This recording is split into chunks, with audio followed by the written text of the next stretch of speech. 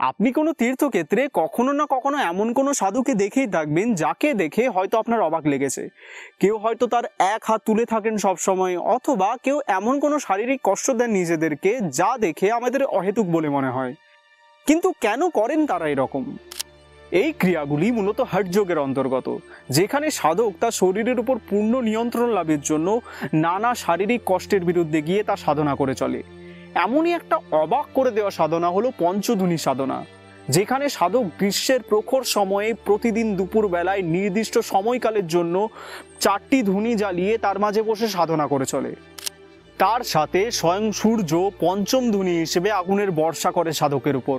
আমরা ধারণাও করতে পারবো না কত গরমের মধ্যে দিয়ে সাধনাটি সম্পন্ন করতে হয়। এই সাধনাটির দ্বারা সাধক তার শরীরের অগ্নিতত্ত্বের উপর নিয়ন্ত্রণ লাভ করে, যার ফলে সাধক তার নিজের ইচ্ছা মতো তার শরীরের উষ্ণতার পরিবর্তন করতে পারে।